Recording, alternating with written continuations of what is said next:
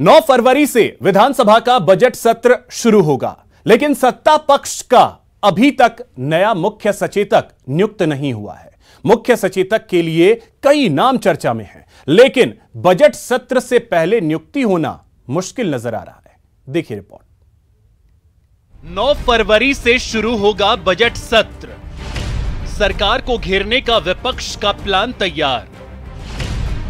जवाब देने के लिए सरकार की पूरी तैयारी। उप मुख्य सचेतक के कंधों पर फ्लोर मैनेजमेंट की जिम्मेदारी।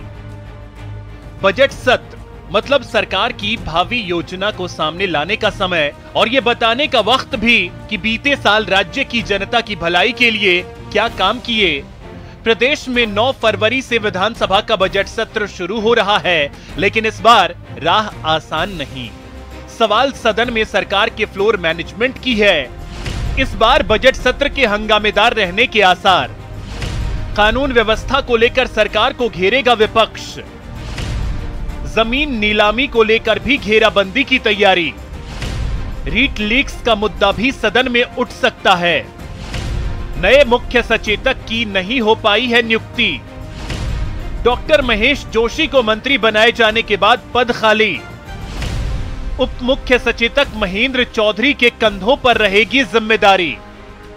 हालांकि गहलोत सरकार की भी पूरी तैयारी है विपक्ष के हमलों का जवाब देने के लिए। अभी उप मुख्य सचेतक हैं, तो वो परिस्थिति नहीं आती कि मुख्य सचेतक, क्योंकि कोई संवैधानिक पद नहीं है मुख्य सचेतक उप मुख्य सचेतक, तो उनके बिना होना नहीं होना ऐसी कोई परिस्थिति आई नहीं। और मैं नहीं समझता कि मुख्य सचेतक की नियुक्ति या उप मुख्य सचेतक की नियुक्ति इसके कारण से कोई व्यवधान पड़ने वाला है। अभी महेंद्र चौधरी जी हमारे उप मुख्य सचेतक हैं, तो मैं मान के चलता हूँ अच्छा सत्र मैनेजमेंट रहेगा और हम सब मिलकर प्रतिपक्ष का जोरदार तरीके से जवाब देंगे। हालांकि मौजूदा हालातों में बजट सत्र से पहले नए मुख्य सचेतक की नियुक्ति मुश्किल नजर आ रही है।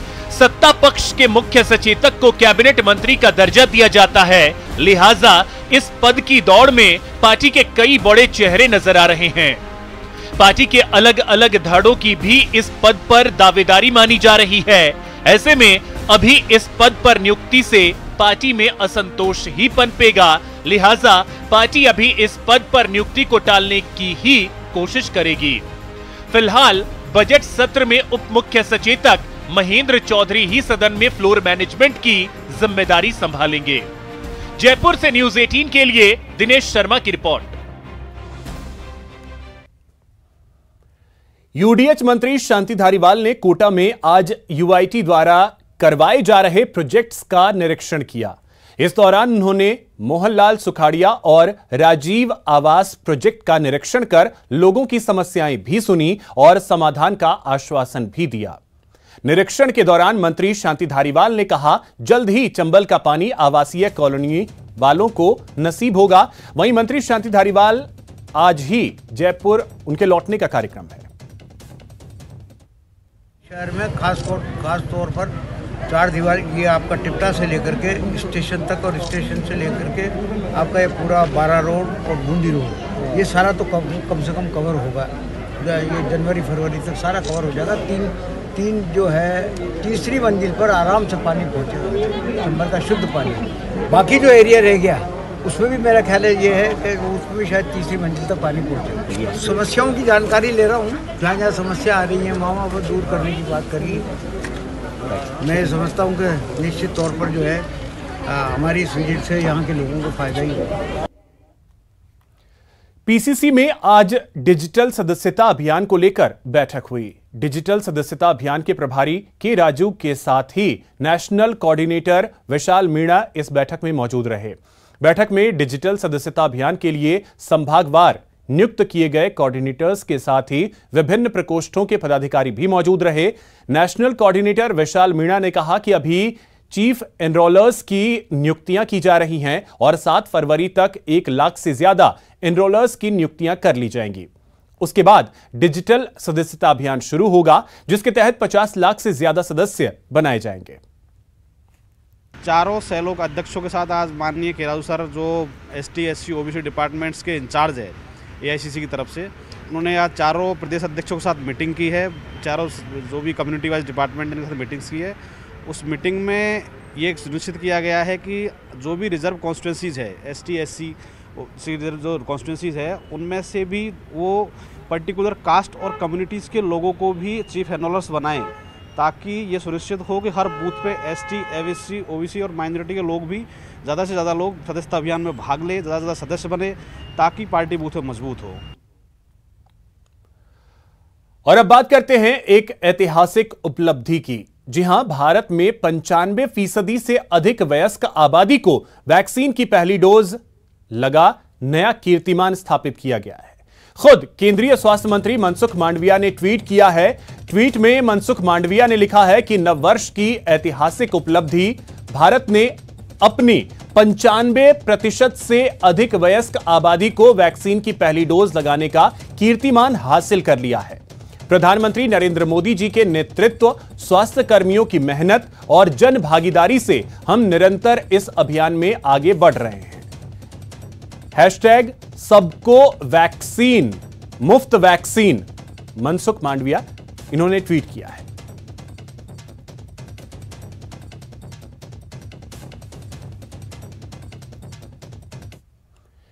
यहां रुकेंगे एक छोटे से ब्रेक के लिए।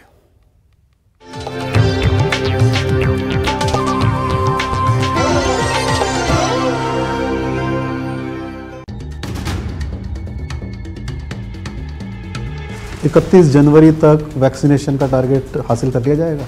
31 जनवरी में अभी 5-6 दिन है। कई जिले हमारे 100% कर चुकी हैं। कई जिलों में कोई प्रॉब्लम, जैसे सेकंड डोज और फर्स्ट डोज के बीच जो गैप है, उस कारण नहीं हो पाएगा। आप ही की सरकार के कुछ मंत्री थे जो आपसे सहमति नहीं रखते थे। आज जब इतने केसेस आ रहे हैं तो क्या आपको लगता है कि वो सख्ती की जानी चाहिए थी? सब मंत्रियों को अपनी बात कहने का अधिकार है मुख्यमंत्री जी का। आगे फैसला मुख्यमंत्री जी जो भी करते हैं, जो भी वो सही ठीक समझते हैं वो करते हैं। बीजेपी और खास तौर से किरोड़ीलाल मीणा बहुत ज़्यादा सक्रिय नजर आते हैं। किरोड़ीलाल जी का दूसरा है कि उनकी नेगेटिव पॉलिटिक्स रही है शुरू से। मेरी पॉलिटिक्स इस तरह की नहीं है। किरोड़ीलाल तो हर बार क्षेत्र बदलता है, इसलिए उसको आवश्यकता भी नहीं विकास करने की। एक मुद्दा और है अभी किसानों की जमीन नीलामी का मुद्दा, कर्ज नहीं चुका पाने की वजह से किसान की जमीन का नीलामी का मुद्दा जो आपके क्षेत्र से शुरू हुआ, सबसे पहले वही मामला हाईलाइट हुआ। कोई लाल सोट में राजस्थान की बात नहीं है, पूरे देश में किसान कर्ज से दबा हुआ है।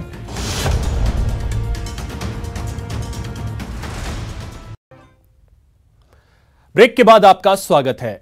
जयपुर शहर बीजेपी में इन दिनों बवाल मचा हुआ है। पुराने नेताओं को दरकिनार करने की कोशिशें हो रही हैं और ऊर्जावान नए चेहरे अगले चुनाव में भाग्य आजमाने की तैयारियों में जुटे हैं। वहीं हैवीवेट नेता मैदान छोड़ने को किसी भी सूरत में तैयार नहीं है। अपने विरोधियों को खुली चुनौती देते रहे हैं। कालीचरण सराफ ने साफ कह दिया है कि हाथी के पीछे कुत्ते ऐसे ही भौंकते रहते हैं। इस मुद्दे पर शहर बीजेपी अध्यक्ष और प्रदेश अध्यक्ष ने किसी भी तरह के मनमुटाव से इनकार किया है। दरअसल कालीचरण की गिनती वसुंधरा राजे के वफादारों में होती है, इसीलिए वर्तमान जयपुर शहर भाजपा के संगठन ने कालीचरण की ज्यादा पटरी नहीं बैठती। जन्मदिन की बधाई मालवीय नगर के समस्त कार्यकर्ता, अरे भाई एक आधे कार्यकर्ता का नाम तो देते हैं, समस्त कार्यकर्ता, क्योंकि विचारों के पास दो नाम भी नहीं है, तो ऐसे लोगों के लिए क्या कहें, नो कमेंट। पार्टी कुछ युवाओं को भी आगे लाना चाहती है, वो भी अगर होंगे तो वो जो सर्वे की प्रक्रिया है, आकलन करने की प्रक्रिया, उसके हिसाब से चयन होता है और जीतने वाला प्रत्याशी, संगठन का अनुभव रखने वाला प्रत्याशी और भारतीय जनता पार्टी का चॉइस कैरेट प्रत्याशी, ये हमारे मानदंड होते हैं जिसको देख के हम प्रत्याशी तय करते हैं। छोटी मोटी संवादहीनता के कारण या किसी व्यक्तिगत कारणों से किसी व्यक्ति की अनुपस्थिति वो पार्टी के जन आंदोलन को कमजोर नहीं करती है, वो सामान्य सी बात थी, उसमें कहीं सियासत नहीं है। शहर भाजपा के कई नेताओं के मन में विधायक बनने के लड्डू फूट रहे हैं, मगर जमे जमाए नेता आसानी से मैदान खाली नहीं छोड़ना चाहते। लिहाजा कालीचरण सराफ जैसे नेताओं को खुद को हाथी की संज्ञा देनी पड़ रही है और विरोधियों को वो श्वान तक बता रहे हैं। जाहिर है राजनीति में हर वक्त अपना दबदबा बनाए रखना पड़ता है, कमजोर हुए तो फिर दूसरे बाजी मार ले जाते हैं। कैमरा पर्सन बलबीर के साथ बाबूलाल धायल, न्यूज़ 18 जयपुर। पंचायती राज मंत्री रमेश मीणा करौली जिले के डांग क्षेत्र के दौरे पर रहे। यहां उन्होंने जन सुनवाई के बाद जरूरतमंदों को कंबल बांटे और क्षेत्र की समस्याओं को दूर करने के निर्देश दिए। इस दौरान पंचायती राज मंत्री ने क्षेत्र की महिलाओं से आजीविका योजना से जुड़ने की अपील की। आजीविका योजनाओं के समूह बनाकर ऋण देने की योजना है।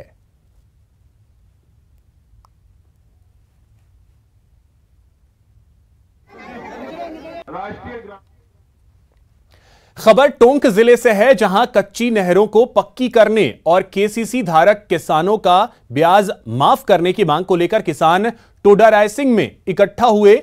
जहां बैठक के बाद किसानों ने अपनी मांगों को लेकर एसडीएम को मुख्यमंत्री के नाम ज्ञापन सौंपा।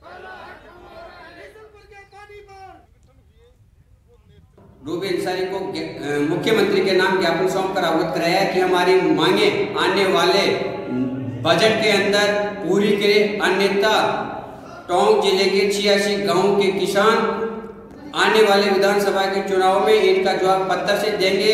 वह इनके प्रत्याशी विधानसभा उम्मीदवारों को गांव में घुसने नहीं देंगे। ये बिशलपुर का पानी देंगे, किसानों को सिंचाई के लिए पानी देंगे, लेकिन आज दिन तक किसानों की कोई भी मांग पूरी नहीं हुई है। कांग्रेस और बीजेपी की दोनों सरकारें आज दिन तक बनती रही है और टोंक जिले के अंदर जितने भी विधायक के चुनाव लड़े जाते हैं, चाहे कांग्रेस हो चाहे बीजेपी हो, टोटल यही विधायक कहते हैं कि हम यहाँ पर किसानों को सिंचाई के लिए पानी देंगे, बिशलपुर का पानी देंगे, लेकिन आज दिन तक ये किसानों की मांग पूरी नहीं हुई है। तो फिलहाल इस बुलेटिन में इतना ही। नमस्कार।